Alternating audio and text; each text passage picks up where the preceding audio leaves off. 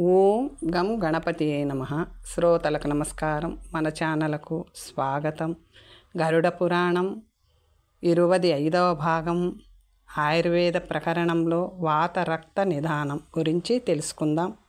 సుశ్రుత ఆరోగ్యాన్ని చెడగొట్టే తిండిని తినేవారు, క్రోధులు, పగలు నిద్రిస్తూ రాత్రి జాగారం చేసేవారు, సుకుమారులమని చెప్పుకుంటూ అతి ఎక్కువ ఆహారాన్ని స్వీకరించేవారు, శ్రమను త్యాజించి స్థూలకాయులయ్యేవారు, సుఖజీవనులు, తమ చేతులారా తామే రక్తాన్ని కలుషితం చేసుకుంటారు.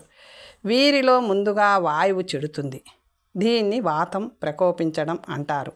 వాత దోషం వల్ల శరీరంలో అనారోగ్యకరమైన వాయువు వృద్ధి చెంది ముందు రక్తాన్ని, తరువాత మాంసాన్ని, పిమ్మట ధాతువులని పాడు చేస్తుంది.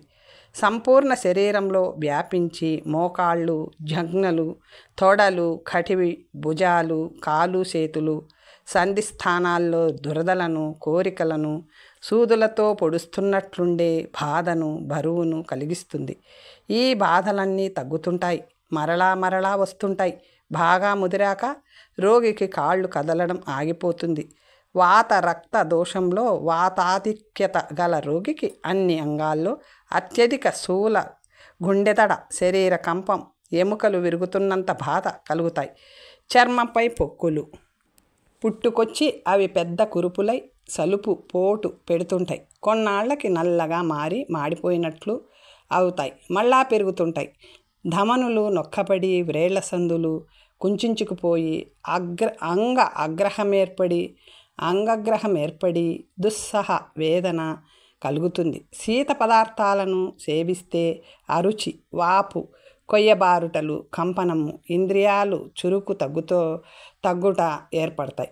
వాతరక్త దోషంలో రక్తాధిక్య రోగిని కురుపులు బాధ పెడుతుంటాయి. ఒళ్ళంతా సూదులతో పొడుస్తున్న బాధలు ఏర్పడతాయి. ఈ కురుపులు రాగి రంగులో ఉంటాయి, నీరు కారుతుంటాయి, చిమచిమలు ఆడుతుంటాయి, దురద పెడుతుంటాయి. ఏ మందు పూసినా శాంతి లభించదు. ఈ రోగంలో పిత్తదోషం కూడా కలిస్తే మంట, చెమట, మత్తు, మూర్ఛ, దాహం, నొప్పి, కురుపులు, పగిలి రక్తం కారుట, మిక్కుటంగా వేడి చేయుట అనే లక్షణాలు బయటపడతాయి. కఫదోషం చేరి పెరిగితే శరీరం కఠినమగుట, బరువెక్కుట, శూన్యమైనట్లుండుట, చలి, జిడ్డెక్కుట, దురద, మందపీడ మున్నగు లక్షణాలు బయటపడతాయి. త్రిదోషజన్యమైతే మాత్రం వాత రక్త దోషాన్ని నిర్మూలించడం అసాధ్యం. వాతము, రక్తము రెండు పూర్తిగా చెడిపోతే రోగి బ్రతకడు. వాతము పంచాత్మక వాయువు సమూహం. ఆ పంచవాయువు ఏమనగా ప్రాణవ్యాన, సమాన, అపాన, ఉదానములు. మనిషిలో రుక్షత, చంచలత, లంఘనం, అతిశయాహారం, పూకరింపు తిండి, కృత్రిమ వేగం, అనవసరమైన ఆయాసం పాటు పెరిగితే ప్రాణవాయు ప్రకోపించి పంచేంద్రియాలను దెబ్బ కొడుతుంది. పీనసం, మంట, దాహం, దగ్గు, ఊపిరాడకపోవటం అనే రోగాలు పుట్టుకొస్తాయి. అదే ఉదాన వాయువు కుపితమైతే అది గెడ్డాన్ని, నుదుటిని ఆశ్రయించి కంఠావరోధ, మలభేద, అరుచి, పీనస, గలగండాదిక దోషాలకు జన్మనిస్తుంది.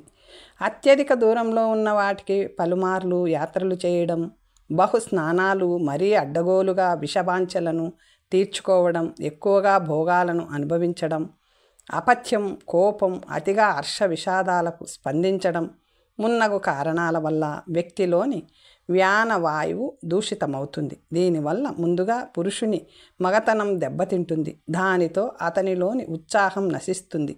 ఇక శోకానికి అతిస్పందననిచ్చే వ్యక్తి కాబట్టి అతిరోదనం వల్ల జ్వరం, పొడవబడుతున్న వేదన, రోమాంచం, స్పర్శ, శూన్యత, కుష్టు, విసర్పం, సర్వాంగ పీడ కలగవచ్చును.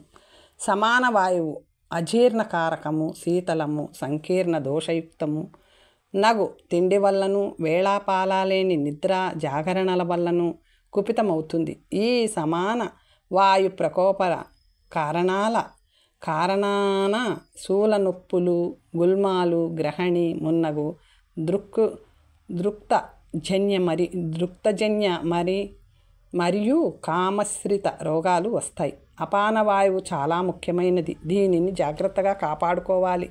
బిరుసుగాను బరువుగాను ఉన్న అన్నాన్ని తినడం, మూలమూత్రాలను ఆపుకోవడం, ఎక్కువ బరువులను మోయడం, వాహనాలపైనే రోజంతా తిరగడం అంటే కాలు క్రింద పెట్టకపోవడం, మదిరాపానం చేయడం, ఎక్కువ కాలం నిలబడే ఉండిపోవడం, వీలు చేసుకొని మరీ ఎక్కువగా ఊరి మీద తిరగడం వంటి పనులు చేస్తే అది ప్రకుపితం అవుతుంది. అప్పుడది పక్వాశయము నాశ్రయించి సమస్త రోగాలను పుట్టిస్తుంది. అంతేకాక మూత్ర, మల, అర్ష మొలలు, వీర్య, మల విరోధి సంబంధమైన ఎన్నో వ్యాధులను కలిగిస్తుంది. ఉదానవాయువు ప్రకోపంలో తంద్ర, స్థిమిత, బరువెక్కుట, జిడ్డు కారుట, బద్ధకం, ఒళ్ళు చల్లబడుట, అగ్నిమాంద్యం, వృక్ష మరియు కటు పదార్థాలను తినాలని ఉండుట మున్నగు రోగ లక్షణాలు కనిపిస్తే దానిని అముసదృశ లేదా సమవాయు దోషం అంటారు. వీటికి వ్యతిరేకంగా అత్యుష్ణాది లక్షణాలు కనిపిస్తే నిరామవాయు దోషమని వ్యవహరిస్తారు. ఇప్పుడిక వాయువు దేనిచేత ఆవృతమైతే ఎలాంటి రోగలక్షణాలు బయటపడతాయో చూద్దాం. పిత్తదోషం చేత ఆవృతమైన వాత వికారం శరీరంలో ఏర్పడిన వ్యక్తికి మంట, దాహం, శూలనొప్పులు, భ్రమ, కనులు చీకట్లు క్రమ్ముట అను రుగ్మతలు కలుగుతాయి. చేదుగా కానీ, వేడిగా కానీ, పులుపైన కానీ, ఉప్పునివి కానీ రోగి చేత పదార్థాలను సేవింపచేస్తే ఒకమారు వేడిగా ఒకమారు చల్లగా ఉండే పదార్థాలను తినాలనే కోరికను వెల్లడిస్తాడు. కఫావృత వాతరోగి శీత ఉష్ణ వృక్ష భోజనాన్ని వాంఛిస్తాడు. అతనికి చలువలు కమ్ముట, ఒళ్ళు బరువెక్కుట, శూల లంఘన, అగ్నిదాహ, అధిక తృష్ణాది రుగ్మతలు కలుగుతాయి. కఫావృత వాయురోగికి కటుగ్రుత యుక్తముఖ దోషం కూడా కలుగుతుంది. ప్రతి అంగం దురద, అరుచి, వాంతులు కూడా ఉంటాయి. రక్తావృత వాత రోగికి చర్మంలో, మాంసంలో మంటలు పుడుతున్నట్లుంటుంది. చర్మంపై ఎర్రని కురుపులు పుడుతుంటాయి. గుండ్రని మచ్చలు ఏర్పడుతుంటాయి. వాయువు మాంసాశ్రితమైన రోగికి ఈ కురుపులు బాగా పెద్దవై సలుపుతూ రసి కారుతూ ఉంటాయి. మేధావృత అంటే పొట్టలోని వాత దోషంలో వేసే కురుపులు ముట్టుకుంటే వేడిగా తగులుతాయి. పైపొర తొలగిస్తే చల్లగా ఉంటాయి. మధ్యావృత వాత దోషంలో ఈ కురుపులు విశాలంగా పెలుసుగా ఉండి బాగా నొప్పెడతాయి. వాటిని మృదువుగా నిమిరితే నొప్పి తగ్గినట్లు అనిపిస్తుంది. శుక్రంలో వాయువు చేరితే స్ఖలనం చాలా నెమ్మదిగా జరుగుతుంది. అన్నకోశంలో చేరితే తినగానే కడుపు నొప్పెట్టి అరుగుతున్న కొద్దీ తగ్గుతుంటుంది. వాయువు మూత్రంలో చేరితే దాని ప్రవాహం ఆగిపోయి పొత్తి కడుపు తీవ్రంగా నొప్పెడుతుంది. పురీషంలో చేరితే మలద్వారం వద్ద చిన్న చేరంపము అంటే రంపముతో కోస్తున్నట్లు బాధ పుడుతుంది. రోగి వీలైనంత వేగం నేలపై పడుకొని మూర్ఛితుడైపోతాడు. మలం అతి కష్టం మీద బయటికి వస్తుంది. వాయువు శరీరాంతర్గత ధాతువులను ఆవరిస్తే కటి ప్రదేశంలోనూ వంక్షణ పీఠాలలోనూ వేదన పుడుతుంది. అది విలోమ భావంలో అంటే అపసవ్యంగా లోపల తిరుగుతుంటే గుండె నొప్పి వచ్చి ఉక్కిరి బిక్కిరి చేస్తుంది. పిత్తజన్యమైన దోషం వల్ల చెడిన వాయువు ప్రాణవాయువున ఆవరిస్తే భ్రమ, మూర్ఛ, పీడ, తీవ్రమైన నొప్పి, మంట వస్తాయి. అదే వ్యాన వాయువునైతే పీడ, తంద్ర, పనిపై విరక్తి, స్వర భ్రంశం, ఒళ్ళు మంటలు పుట్టుకొస్తాయి. సమాన వాయువునైతే క్రమంగా అంగచేష్ట, అంగభంగం, వేదన సహిత సంతాపం, తాప వినాశం, చెమట బిగుసుకు పోవుట, తీవ్ర దాహం దాపురిస్తాయి. అపానవాయువు విషయంలోనైతే వంటి మంటలు, మలం ముద్ద పసుపు రంగులో పడడం జరుగుతాయి. స్త్రీలలోనైతే తాప, అనాహ, ప్రమేహ లక్షణాలు వృద్ధి చెందుతాయి. రజవృద్ధి కూడా అవుతుంది. ప్రాణవాయువు శ్లేషం చేత ఆవరింపబడినప్పుడు నాద ప్రవాహంలో అడ్డంకి, కఫపు గళ్లను, అతి చెమట, శ్వాస ద్వంద్వాలలో అసమత ఏర్పడతాయి. కఫం ఉదాన వాయువు చుట్టూ చేరితే ఒళ్ళు బరువెక్కుట, అరుచి, మాట మధ్యలో ఆగిపోవుట, సత్తువ, మేనిరంగు, రోగనిరోధక శక్తి నశించుట జరుగుతాయి. కఫం వ్యానవాయువు నావరిస్తే కీళ్ల బంధులలో ఎముకల్లో పట్లు పుడతాయి. శరీరం బరువెక్తుంది, స్థూలకాయమైపోతుంది. కఫంచే సమాన వాయువు ఆవృతమైతే కర్మేంద్రియాలలో ఆజ్ఞానత, శరీరంలో స్వేదం తగ్గుదల, అగ్నిమాంద్యం కనిపిస్తాయి. అపానవాయువు కఫావృతమైతే మలమూత్రాలు ఎక్కువగా పడతాయి. ఈ విధంగా వాతరక్త రోగాలు 22 ఉన్నాయి. కొన్ని మందులు సామాన్య రోగాలను నిర్మూలనం చేస్తాయి. కొన్ని మిశ్రమాలు శరీరంలో ఇక ఏ రోగాన్ని ప్రవేశింపనీయవు. సుశ్రుత, తేనె, నెయ్యి, బెల్లంలతో సంయుక్తమైన త్రిఫల, కరక్కాయ, ఉసిరిక, తాండ్ర చూర్ణము సర్వరోగ నివారిణి కూడా. రోజు ప్రాతకాలంలో త్రిఫల చూర్ణాన్ని మంచినీటిలో కలుపుకొని చిన్నప్పటి నుండి త్రాగుతున్న వారికి ఏ జబ్బులు రావు. జన్మదోషం వల్ల వచ్చే రోగాలు కూడా నశిస్తాయి.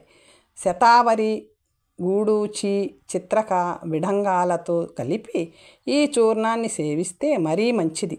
వీటితో పాటు అగ్నిమంధ్యం, సొంఠి, మూసలి, బల, బృహతి, పునర్నవ, ఆవ, నిర్గొండి, వేపాకు, భృంగరాజ, వాసకలను కలిపి సేవిస్తే బలహీనుడు కూడా రోజుకి 7 మార్లు అతి తక్కువ మోతాదుల్లో కొన్నాళ్ళు సేవించేసరికి వజ్రకాయుడైపోతాడు. ఇప్పటి వరకు చెప్పిన ఔషధులు మూలికలన్నిటినీ చూర్ణము మున్నగు రూపాల్లో సేవించవచ్చు. అనుపానాలుగా వైద్యశాస్త్ర నిష్ఠాతులు చెప్పిన మోతాదులను కలిపి తీసుకోవాలి. సంక్షిప్త ఔషధీయ యోగసారం తెలుసుకుందాం. సుశ్రుత, ముందుగా ఏ ఋతువుల్లో ఏ అపథ్యాలు, ప్రకోపాలకు దారితీస్తాయో చూద్దామా? వర్ష ఋతువులో తీక్షణ, చేదు, వగురు రుచులు, వృక్ష గుణాలు గల తిండిని తినడం వల్లను అతిగా బెంగ, శృంగారం, వ్యాయామం, భయం, శోకం, రాత్రి జాగరణ, గట్టిగా కేకలేయడం, చేవ కంటే ఎక్కువగా చేతలు వంటివి కారణాలుగా భోజనం అరుగుతున్నప్పుడు సంధ్యలందు వాయువు కుపితమవుతుంది. గ్రీష్మంలో, వర్ష ఋతువులో కొంతమేర మధ్యాహ్న కాలంలో వేడిగా, పులుపు, ఉప్పు ఎక్కువగా ఉండి సులభంగా అరగని భోజనం చేసేవారికి, మద్యపాన ప్రియులకు, కోపిష్ఠులకు ముఖ్యంగా అర్ధరాత్రి వేళల్లో పిత్త ప్రకోప దోషం కలుగుతుంది. వసంత ఋతువులో మంచి రుచికరమైనది, చల్లగానున్నది అగు భోజనాన్ని అతిగా ఆభగా తినేవారిపైన, వ్యాయామం చెయ్యని వారిపైన, మాంసం తినేవారిపైన, సుఖభోగాలను ఎక్కువగా అనుభవించే వారిపైన, పగలు నిద్రించే వారిపైన భోజనాంతంలో ప్రకూపితమైన పిత్తం దాడి చేస్తుంది. ఇక త్రిదోషాలలో ఏది వస్తే ఎలాంటి లక్షణాలు బయటపడతాయో ఇదివరకే చెప్పబడింది కదా. మొత్తం మీద రోగ కారణాలన్నీ, లక్షణాలని, సంసర్గాన్ని జాగ్రత్తగా పరిశీలించి ఒక నిర్ణయానికి రావాలి. శరీరం దోషాలకు, ధాతువులకు, మలానికి ఆధారమని చెప్పబడింది. కొవ్వు, రక్తం, మాంసం, మేధ, ఎముక, మూలగా, వీర్యం, సప్తధాతువులు ఇవి చెడనంతసేపు పర్వాలేదు. ఏ రోగము, దోష ప్రకోపం వచ్చినప్పుడు శరీరం ఎక్కడ ముందుగా చెడుతుందో చూడాలి. వాతం గుదభాగాన్ని, నడుముని ముందు పట్టుకుంటుంది. పిత్తం పక్వాశయంలో చేరి దాన్ని చెడగొడుతుంది. కఫం అమాశయ, కంఠ, మస్తక, సంధి భాగంపై తొలి దాడిని చేస్తుంది. ఏ రకమైన తిండి తింటే ఏ ప్రకోపం దాపరిస్తుందో చూశాం కదా. కాబట్టి దానికి వ్యతిరేక రుచులు గల పదార్థాలు తింటే రోగ తీవ్రత తగ్గుతుంది. మధుర భోజ్య పదార్థాలు నేత్రశక్తిని, రసాన్ని,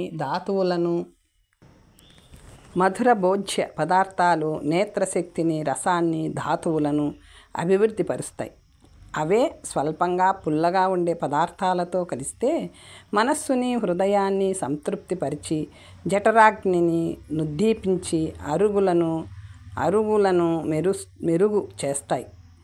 చేదుగా, తీక్షణంగానున్న పదార్థాలు వేడిని పెంచి జ్వరం, దాహమును నశింపజేసి శోధన, శోషణలను గావిస్తాయి. కషాయ పదార్థాలు పిత్తవర్ధకాలు, స్తంభక, కంఠగ్రహాది దోష వినాశకాలు. శరీర శోకాలు అవుతున్నాయి. ఈ గుణాలన్నీ ఒక పరిమాణం హద్దు దాకానే ఉంటాయి. శరీరంలోని రసాలని, వీర్యాన్ని విశేషంగా పరిపక్వం చేయడానికి ఆధారభూతాలైన ద్రవ్యాలను, పదార్థాలను ఉత్తమాహారంగా పరిగణిస్తారు. రస పరిపాకం మధుర కటు భేదాలతో 2 రకాలు.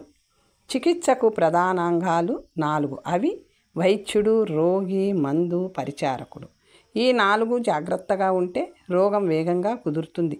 దేశం, కాలం, రోగి వయస్సు, శరీరంలోని అగ్ని యొక్క బలాబలాలు, ప్రకృతి, త్రిదోష ప్రకోపాలు, వాటి సామ్య వైషమ్యాలు, రోగి స్వభావం, మందు, రోగి శరీరతత్వ, సహన శక్తులు, రోగ తీవ్రత, ఈ అంశాలన్నిటినీ బాగా పరిశీలించాకనే విద్వాంసుడైన చికిత్సకుడు ఆ రోగాన్ని కుదర్చే పనిలో పడతాడు. తచ్చాంతికి వెంటనే ఏదో చిట్కా వేసి రోగికి నమ్మకం కుదర్చడం కూడా జరుగుతుంది. జలాశయాలను, పర్వతాలను ఎక్కువగా కలిగిన దేశాన్ని ఆయుర్వేదంలో అనూపదేశం అంటారు. ఈ దేశంలో కఫం, వాయువు ఎక్కువగా ప్రకోపిస్తాయి. అడవులు ఎక్కువగా ఉంటే రక్తపిత్తజ ప్రకోపాలు ఎక్కువగా వస్తాయి. సామాన్య దేశాలలో అన్ని రోగాలు ఉంటాయి. మనిషి 16 ఏళ్ళు వచ్చేదాకా బాలకుడని, 70 ఏండ్లు వయసు దాటాక వృద్ధుడని, మధ్యకాలంలో మధ్యవయస్కుడని ఆయుర్వేదం నిర్వచిస్తుంది. ఇది అప్పటి మాట. కఫ, పిత్త వాయువులు శరీరంలో అదే క్రమంలో పెరుగుతాయి. వృద్ధాప్యం వల్ల శరీరం శక్తిహీనమైనప్పుడు రోగి క్షారక్రియ, అగ్ని చికిత్స, శల్యకర్మలు లేకుండా అయిపోతాడు. కృషిస్తున్న దేహం గలవానికి బృహణ, స్థూలకాయునికి కర్షణ,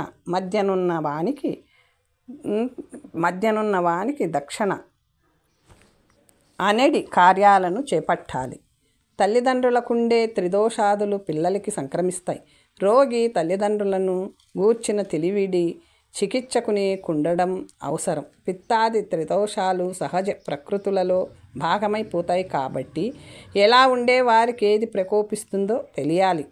బక్క ఒళ్ళు, కరుకుదనం, తక్కువ జుత్తు, మారే మనసు, కలవరింతలు గల వ్యక్తికి సాధారణంగా వాతం ప్రకోపిస్తుంది.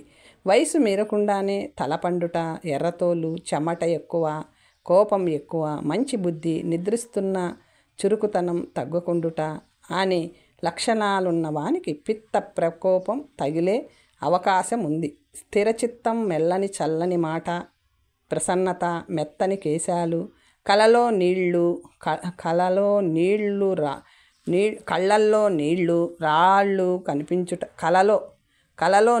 రాళ్ళు కనిపించుట అనే లక్షణాలున్న వానికి కఫం ప్రకోపించడం సాధారణ. మిశ్రిత లక్షణాలున్న వారికి లేదా త్రిదోషాలు ఉండవచ్చు. దోషాల దశలు 4. అవి మంద, తీక్షణ, విషమ, సమదశలు.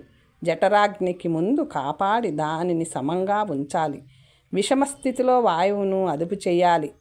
తీక్షణావస్థలో పిత్తదోషాన్ని, మందావస్థలో కఫాన్ని ప్రతిచర్య ద్వారా దశమారేలా చేయాలి. సర్వరోగోత్పత్తి కారకాలు అజీర్ణ, మందాగ్ని దోషాలే. వాటి లక్షణాలు ఆమ, ఆమ్ల, రస, విష్టంబాలు. ఆమ అంటే చీము, జగట దోషం వల్ల విషూచిక, హృదయ దోషం, బద్ధకం వంటి ఉపద్రవాలు వస్తాయి. అలాంటప్పుడు వచ అంటే ఇంగువ కావచ్చు, కటు ఫల కరక లేదా కాకర కావచ్చు. మూలను లవణ జలంతో కషాయం చేయాలి. దానిని నీటిలో కలిపి త్రాగించాలి. వాంతి చేయించాలి. ఆమ్లదోషమున్న చోట శుక్రంలో తగ్గుదల, భ్రమ, మూర్ఛ, దాహం మున్నగు బాధలు బయటపడతాయి. ఇలాంటి దశలో అగ్నిపై వండనివి తినుట, చల్లని నీరు త్రాగుట, చల్లని గాలిని గుండెల నిండా పీల్చుట మంచిది. రసదోషం ఉన్నప్పుడు శరీరం పగులుట, తలనొప్పి, అన్నం కానీ మరేదీ కానీ తినాలనిపించకపోవుట జరుగుతాయి. ఈ దశలో రోగి చేత పగటి నిద్రని, ఉపవాసాల్ని మాన్పించాలి. విష్టంబ దోషమున్న రోగికి శూలనొప్పి, కురుపులు, అరుచి, మలమూత్ర విసర్జాలలో ఇబ్బంది కలుగుతాయి. అప్పుడు రోగికి చెమట పట్టించాలి. లవణ మిశ్రిత జలాన్ని త్రాగించాలి. 3 దోషాలు గల వారికి ఇంగువ, త్రికూటంలతో సైంధవ లవణాన్ని కలిపి ముద్ద చేసి పొట్టపై పూయాలి. వేడి వెచ్చని నీరు లేదా తేనె కలిపి వెచ్చని నీరు త్రాగడం వల్ల జీర్ణక్రియ సాఫీగా సాగుతుంది. వెదురు, మొలకలు, పెరుగు, చేప కూడా మంచి మిశ్రమమే. దీనికి పాలు మాత్రం కలపకూడదు. బిల్వ, సింధూర, శోణ, గంభీర, శ్రీపర్ణి, పాటలు, కలిగొట్టు, అగ్నిమాంద్య ఈ 5 చెట్ల మూల సంగ్రహాన్ని ఆయుర్వేదంలో పంచమూలం అంటారు. మందాగ్నిని పెంచి పోషించే కఫ వాత దోషాలను పంచమూల సేవనం పటాపంచలు చేస్తుంది. ఏకాంగి అను పేరు గల ఔషధం శాలపర్ణి, పృష్ణీపర్ణి, పేఠవనం, 2 ప్రకారాల బృహతి, దురదగొండి, పల్లేరుకాయ ఈ 5 మిశ్రమాన్ని లఘు పంచమూలం అంటారు. ఈ ఔషధం వాత పిత్త దోష వినాశకం, కాంతివర్ధకం. ఈ 2 మిశ్రమాలని కలిపి దశమూలౌషధి అంటారు. ఈ మందు సన్నిపాత జ్వరాన్ని నశింపజేయడంలో కడు సమర్థకం. దగ్గు, ఆయాసం, కునికిపాటు, పక్క నొప్పులకు కూడా ఈ మందు బాగా పనిచేస్తుంది. ఈ మందుని నూనెతో, నేతితో పరిపక్వం చేసి తలకి రాస్తే కేశ సంబంధి రోగాలు నశిస్తాయి. ఇప్పుడు స్నేహపాకాన్ని వర్ణిస్తాను. ఇది మందుల కషాయం. పాత్రలో నీటిని తీసుకొని 3 ఆవిరైపోయేదాకా వేడి చేసి అప్పుడు దానితో అనగా ఆ మిగిలిన 4వ వంతుతో సమాన పరిమాణం గల స్నేహల ద్రవ్యము అంటే ఔషధంను వేయాలి. అదే స్నేహపాకం. దీనిని పాలతో కూడా తయారు చేసుకోవచ్చు. పాలు స్నేహిల ద్రవ్యంతో సమాన పరిమాణంలో ఉండాలి. మనిషి ఆరోగ్యంగా ఉండి కలకాలం జీవించాలంటే ఇంద్రియ నిగ్రహాన్ని పాటించాలి. అన్నీ తినాలి, బాగా తినాలి. కానీ ఒక వయసు వచ్చేదాకానే తిండి మంచిది. మంచి తిండి మరీ మంచిది. రుచులను సమపాళల్లో సేవించినంత కాలం రోగం రాదు. పదార్థాల గుణదోషాలు, ఔషధ సేవనంలో అనుపాన మహత్యం తెలుసుకుందాం. ఓయి సుశ్రుత, పదార్థాలలో ఏవి మంచివో అనే జ్ఞానం చికిత్సకుని మిక్కిలి అవసరం. ఎర్రటి శాలిబియ్యం వాత కఫ పిత్త దోషాలు 3 నశింపచేయగలదు. దాహాన్ని, కడుపులోని కొవ్వుని కూడా తొలగించగలదు. మహాశాలి జీర్ణానికి గొప్ప దోహదకరం కలం అనగా ఎక్కువ నీటితో కలిపిన కలమ బియ్యం కఫ పిత్తాలను అదుపు చేస్తుంది. గౌరషష్టిక 3 దోషాలను, బరువును తగ్గిస్తుంది. శ్యామాకమనే ఔషధి మంచి వాయువును ఉత్పత్తి చేసి కఫ పిత్త దోషాలను చెదరగొడుతుంది. ప్రియంగు నివార కొరదూష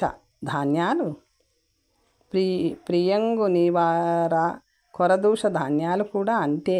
యవ అంటే బార్లీ తరచుగా వాడితే వాయువును ఉత్పత్తి చేసి కఫ పిత్తాలను బాగు చేస్తుంది. గోధుమ జీర్ణకారి. ముద్గ అంటే పెసర పప్పుధాన్యం కఫ పిత్త రక్తాలలో అనవసర భారాన్ని తగ్గిస్తుంది. మాస బలాన్నిస్తుంది. జీర్ణ వ్యవస్థను మెరుగుపరుస్తుంది. కఫ పిత్తాలను అదుపు చేస్తుంది. రాజమాస జీర్ణకారి కాదు. అది దేహంలో అదనంగా ఉన్న కఫ పిత్తాలను చెదరగొట్టి వాయువు వల్ల తేడా రాకుండా కాపాడుతుంది. కులతత్తము కఫం వాయువులను చెదరగొట్టి పడిశం, వెక్కిళ్ళు, ఫ్లీహ, వ్యాకోచాలను తొలగిస్తుంది. రక్తపిత్తం వల్ల వచ్చే జ్వరాన్ని మకుష్టకమనే మందు తగ్గిస్తుంది. చణక పప్పు వాయువును ఉత్పత్తి చేసి కఫ పిత్తాలను చెదరగొడుతుంది. కానీ దీనివల్ల నష్టాలు కూడా ఉంటాయి. పెసలు కలయాము కఫ పిత్తాలను అదుపు చేస్తాయి. వాయువును పుట్టిస్తాయి. ఆడకి ఇదే పనిని చేస్తుంది. అతని పిత్తున్నత్పత్తిని చేస్తుంది. సిద్ధార్థ ధాన్యం కఫాన్ని, వాతాన్ని చెదరగొడుతుంది. నువ్వులు బలాన్నిస్తాయి. కానీ వేడిని పుట్టించి పిత్తాన్ని పెంచుతాయి. తక్కువగా వాడాలి. చిత్రక, ఇంగువది, నాళిక, పిప్పలి, తేనె, శిగ్రూచవ్య, చరణ, నిర్గుండి, తర్కారి, కాశమర్ధక, బిల్వాలు కఫ పిత్త దోషాలను నశింప చేస్తాయి. క్రిములను సంహరిస్తాయి. శరీరాన్ని తేలికగా చేసి ఆకలిని పెంచుతాయి. వర్షపు మార్కరలు వాత కఫ దోషాలను నశింపచేసి తజ్జనిత రోగాలన్నిటినీ తొలగిస్తాయి. ఎరండ చేదుగా ఉంటుంది, కానీ కాకమాచితో కలిసి త్రిదోషాలను, చెంగేరి కఫ వాతాలను, వర్షపు మార్కరలు వాత కఫాలను అదుపులో పెడతాయి. ఆవాలు అన్ని దోషాలను సృష్టిస్తాయి కాబట్టి వాటి విషయంలో జాగ్రత్తగా ఉండాలి. కౌసుంభ రాజిక నాడి చలలో చివరి 2 మంచివి. కౌసుంభ ఆవాల వంటిదే. కలువాకు అన్ని దోషాలకు పోగొడుతుంది. త్రిపుట అతివాయుజనక కక్షర అన్ని దోషాలను నశింపజేస్తుంది. వాస్తుక రుచిగాను ఉంటుంది, త్రిదోషాలను తొలగిస్తుంది. చూచు అనే శాకం తీయగా ఉంటుంది, చలవ చేస్తుంది. తోటకూర విషనాశకం.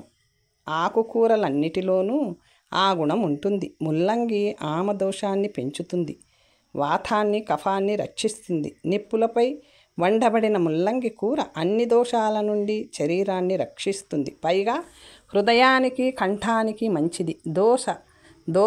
దోస వంగ పరవల దొండ వంటి 1 పాదు కాకర కూరలు సవ్యంగా వండితే కుష్టు, మేహం, జ్వరం, శ్వాస, దగ్గు, పిత్తదోషం, కఫదోషం నశిస్తాయి.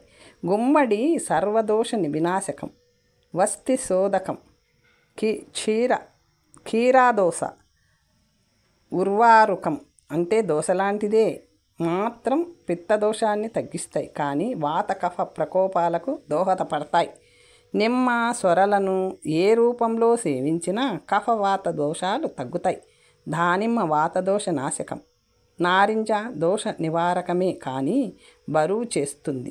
కేసర మాతులంగాలు కఫవాత వినాశకాలు, జఠరాగ్ని ప్రదీప్తకరాలు.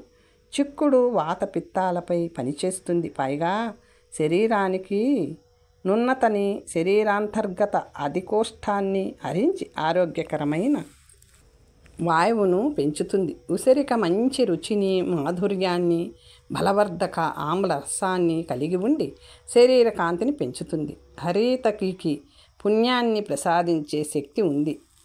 దానిని సేవించిన వారికి అజీర్ణ సమస్య రాదు. కఫ వాత దోషాలు దూరంగా పారిపోతాయి. బహేడా కూడా అలాంటిదే. ఇది పిత్తదోషాన్ని కూడా హరించగలదు. చింతపండు వాతాన్ని, కఫాన్ని అదుపు చేసి ఆమ్ల రసాన్ని కురిపిస్తుంది. లకచం రుచిగా ఉంటుంది, కానీ దోషాలను ఉత్పత్తి చేస్తుంది. బకుల అంటే పొగడ కఫ వాత వినాశకం. జామ సర్వరోగ నివారిణి అయినా ముఖ్యంగా గుల్మ వాత కఫ శ్వాస కాస రోగనాశకం. కపిస్తం గ్రాహ్యాది జాతిలోని సర్వరోగాలను నయం చేస్తుంది. వేడి చేస్తే విషహారిణి కూడా అవుతుంది. వండిన మామిడి మాంసాన్ని వీర్యాన్ని, రంగుని, శక్తిని వృద్ధిపరుస్తుంది, కానీ వాత రోగాన్ని ఉత్పత్తి చేస్తుంది. నేరేడు త్రిదోష వినాశకమే, కానీ విరోచనం కానివ్వదు. తిందుకం కఫ వాతాల్ని, రేగువాత పిత్తాలను అరిస్తాయి. ప్రియాలం వాత జన్మ దోషాన్ని పోగొడుతుంది. రాజధనం అరటి, పనస, కొబ్బరి స్వాదయుక్తాలను వంటి నునుపుని, కాంతిని, బరువుని పెంచుతాయి. ద్రాక్ష, మధుక, ఖర్జూర, కుంకుమలు వాత రక్త దోషాలపై విజయం సాధించే శక్తిని కలిగి ఉంటాయి. పిప్పలి వండుకొని తింటే శ్వాసపిత్తాలు బాగుపడతాయి. ఆర్థకం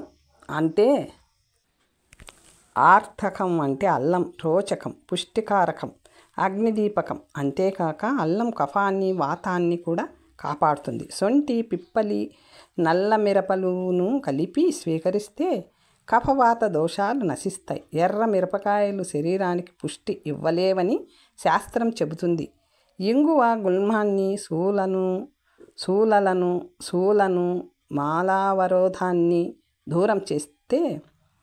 మాలావరోధాన్ని దూరం చేసే శక్తిని కలిగి ఉంటుంది. అలాగే వాతాన్ని, కఫాన్ని కూడా దోషం లేకుండా సరిచేస్తుంది. యమాని, ధనియా, అజాగృతాలు వాతజ కఫజ దోషాలను దూరం చేస్తాయి. సైంధవ లవణం కనులలో కాంతిని శరీర పుష్టిని ద్విగుణీకృతం చేస్తూ త్రిదోషాలను తగ్గిస్తుంది. నల్ల ఉప్పు సౌరచ్చలం వాతపు అడ్డంకులను తొలగిస్తుంది. వేడిని గుండె నొప్పిని తగ్గిస్తుంది. విడంగం అనే మందు వేడిని దాని తీవ్రత వల్ల కలిగే అన్ని బాధలను శూలాన్ని వాతదోషాన్ని నివారించగలదు. రోమక లవణం హృదయ రోగాన్ని పాండు జబ్బుని గొంతు బాధలను రూపుమాపుతుంది. యవక్షారం అగ్నిదీపకం సర్జీక్షారం లవణాలను పెంచుతుంది. ఆకలిని కలిగిస్తుంది. కురుపులు చితికేలా చేస్తుంది. నాబాసం వాననీటి మందు సర్వదోషాలను సర్వ విషాలను హరిస్తుంది. శరీరాన్ని గుండెని తేలికపరుస్తుంది. నదీయం అనగా జీవనది నీరు. నాదేయం అని కూడా అంటారు. మంచి వాయువును ఉత్పత్తి చేస్తుంది. వాపీగుండం నీరు వాయువును కఫాన్ని అదుపులో ఉంచుతుంది. తటాకోదకం వాయువును ఉత్పత్తి చేస్తుంది. నైర్ఘరం సెలయేటి నీరు శరీరాన్ని తేలికపరిచి మెదడుకు పదును పెట్టి మెరుపును ముఖంలోకి తెస్తూ పిత్తాన్ని అదుపు చేస్తుంది. పగలు సూర్యకిరణాలు రాత్రి చంద్రకిరణాలు తగిలేలా నీరు వాననీటి వలె ఆకాశజలం వలె ఆరోగ్యకరం. వేడి వెచ్చని నీరు చేయబడిన నీరు జ్వరాన్ని గొంతు బాధల్ని ఒళ్ళు బరువులను వాత కఫ దోషాలను పోగొడుతుంది. ఆవు పాలు వాయు పిత్తాలను చెదరగొట్టి జీర్ణక్రియను మెరుగుపరుస్తాయి. శక్తిని బరువును పెంచుతాయి. గేదె పాలు మరింత శక్తివంతములే కానీ జఠరాగ్నికి స్వల్పంగా అడ్డంకులను ఏర్పరుస్తాయి. మేకపాలు రక్త విరోచనాలను ఆయాసాన్ని పడిశాన్ని అధిక కఫాన్ని అరికడతాయి. రక్తపిత్తానికి కంటి చూపుకి చనుబాలు మంచివి. పెరుగు జీర్ణానికి మంచిది. త్రిదోషాలను మందగింపజేస్తుంది. బాగా చిలకబడిన పుల్ల మజ్జిగ త్రిదోషాలను తొలగించి అన్ని నాళాలను వృద్ధి చేస్తుంది. అప్పుడే తీసిన వెన్న అంటే తాజా వెన్న మజ్జిగ త్రిదోషాలను తొలగిస్తాయి. వాంతులను విరోచనాలను అతిసారను అరికడతాయి. అయితే పులిసిపోయిన పాల పదార్థాలు ఒంటికి మంచివి కావు. పుల్ల మజ్జిగ అల్ప పరిమాణంలో అనుపానంగా ఎక్కడో పనికి రావడం ఉంది. వెన్న మజ్జిగ మొలలను వేడి కురుపులను పచ్చకామెర్లను పోగొడతాయి. నెయ్యి కూడా ఒక హద్దు లోపల ఒంటికి మంచిదే. అన్నం అరగడానికి త్రిదోషాలు సోకకుండా ఉండడానికి దోహదం చేస్తుంది. ఆవు నెయ్యి అయితే మేధకు మెరుగులు దిద్ది కన్నులలోకి కొత్త వెలుగులను కూడా తెచ్చిపెట్టగలదు. త్రిదోషాలకు తగిన మందులు ఎన్ని వేసినా ఆవు నెయ్యిని ఏదో ఒక మోతాదులో తగిలిస్తే కానీ పోవు. ఔషధయుక్తమై భావన అంటే శుద్ధి చేయబడిన నెయ్యి జ్ఞాపక శక్తిని కాపాడుతుంది. మెదడుకు సంబంధించిన అతి పలవరింతల వంటి అన్ని వ్యాధులను కుదురుస్తుంది. మేకపాల నుండి తీసిన నేతికి కూడా ఈ ఔషధీయ గుణాలన్నీ ఉన్నాయి. మేక మూత్రం కఫవాయు దోషాలను పోగొట్టు శక్తిని క్రిములను కాల్చివేసే శక్తిని కలిగి ఉంటుంది. కొన్ని విషాలకు విరుగుడుగా కూడా పనిచేస్తుంది. వైద్య శాస్త్రోక్తంగా తీయబడిన నువ్వుల నూనె గొప్ప ఆరోగ్యకారి. పచ్చకామెర్లు జారుడు జబ్బు గజ్జిలోనగు చర్మ వ్యాధులు పేగు కురుపు మూలవ్యాధి ఫ్లీహ వ్యాకోచం చక్కెర వ్యాధి అను బాధలన్నీ దీనివల్ల సమసిపోతాయి. ఆవ నూనెను కామెర్లకు కొవ్వు వల్ల వాత కఫ ప్రకోపాల వల్ల వచ్చే రుగ్మతలకు వాడితే అవి తగ్గుతాయి. అలసి అంటే అవిసె విత్తనాల నుండి ఒక పద్ధతిలో తీయబడిన నూనె త్రిదోష ప్రకోపాలను మంచిదే కానీ కళ్ళు పాడవుతాయి. కఫపిత్త దోషాలకు అక్ష నూనెను వాడవచ్చు. అది కేశాలను బలపరుస్తుంది. చర్మాన్ని రక్తనాళాలను మృదువుగా ఉంచుతుంది. ఆయుర్వేదంలో తేనెకున్న స్థానం విశిష్టమైనది. త్రిదోషాలను శాంతింపచేసి ప్రాణవాయువును పెంచే శక్తి దీనికున్నది. వెక్కిళ్ళు పడిశం క్రిములు వాంతులు మూత్రదోషాలు విషం మున్నగు రోగాలను ఇది తగ్గించగలదు. అనుపానంగా కూడా ఆయుర్వేదంలో తేనెకు అగ్రస్థానం ఇయ్యబడింది. చెరకు రక్తపిత్తానికి మంచి మందు. బెల్లం వల్ల జీర్ణ వ్యవస్థ బలపడుతుంది. అది కఫాన్ని ఉత్పత్తి చేస్తుంది. వాయు పిత్త రోగాలను తగ్గిస్తుంది. ముతక పంచదార రక్తపిత్తాన్ని నేతితో కలిపి ముద్దగా వాడితే చెదరగొడుతుంది. జీర్ణానికి కూడా దోహదం చేస్తుంది. పాత బెల్లం అన్ని విధాలా మంచినే చేస్తుంది. బెల్లపు సారాయి పిత్తదోషాలను పెంచుతుంది, కానీ వాత కఫ దోషాలను తగ్గిస్తుంది. సౌవీరజ పానీయాలు చురుకుదనాన్ని కలిగించిన రక్తపిత్తాన్ని కలిగిస్తాయి. మండాయను పేరుగల వేచిన బియ్యంతో చేయబడిన అంబలి ఆకలిని, అరుగుదలను, బలాన్ని కూడా సంపూర్ణంగా పెంచుతుంది. పేయం కొన్ని ధాన్యాలు మందులు కలిపి నీరు బాగా పోసి చేసిన జావ పాడైన వాతాన్ని బాగు చేస్తుంది. శరీరాన్ని తేలికపరిచి మూత్ర వ్యవస్థను పదిలపరుస్తుంది. దానిని మజ్జిగ, దాడిమ, యోస, బెల్లం, తేనె, రావిలతో తగు పాళ్లలో కలిపి లేహ్యంగా చేసి తీసుకుంటే దగ్గు, గొంతువాపు మున్నగు కంఠవ్యాధులు అతిసార తగ్గిపోతాయి. చారు అంటే రసం సహజంగానే చింతపండు నీరుల మిశ్రమం కావడం వల్ల గొంతు నుండి చివరి దాకా గల వ్యవస్థను స్వస్థత పరుస్తుంది. గుండ్రటి ఉల్లి, ముల్లంగి పండ్ల ముక్కలతో నేతితో కానీ నూనెతో కానీ తయారు చేసిన రసం ఉత్సాహాన్ని, బలాన్ని పుంజుకునేలా చేస్తుంది. దీనిని గోరువెచ్చగా ఉన్నప్పుడే త్రాగడం మంచిది. దాడిమ, ఉసిరికలతో తయారు చేసిన యూష అంటే ఉప్పులేని రసం జఠరాగ్నిని ప్రజ్వరిల్ల చేసి వాత పిత్త దోషాలను పోగొడుతుంది. ముల్లంగి యూష అంటే ఉప్పులేని రసం దగ్గుని, శ్వాసకోశంలో ఇబ్బందులని, జలుబుని, కఫాన్ని అదుపులోకి తెస్తుంది. యవ కొల కులస్తతములతో వండిన యూష వాయువుని పెంచి గొంతును బాగు చేస్తుంది. ముద్గతో, ఉసిరికతో ఉడికించిన యూష కఫ పిత్త దోషాలను నశింపచేస్తుంది. వేడి మందకాలు అంటే అంబళ్ళు చలువ చేస్తాయి. పెరుగు, బెల్లం కలిపి తింటే వాత వృద్ధి. చెష్కులి అంటే జిలేబీ. జిలేబీని నేతిలో వేయించుకు తింటే జఠరాగ్ని బాగా జ్వలించడం. సత్తుపిండిని దేనితో కలిపి వండుకు తిన్నా మంచి వాయువు పెరుగుదల లభిస్తాయి. ఏది తిన్నా నీరు త్రాగడం మానకూడదు. అది దాహాన్ని తీర్చడమే కాక జీర్ణకోశం అలసిపోకుండా కాపాడగలదు. మరికొన్ని విషయాలు తర్వాత భాగంలో తెలుసుకుందాం. నమస్తే.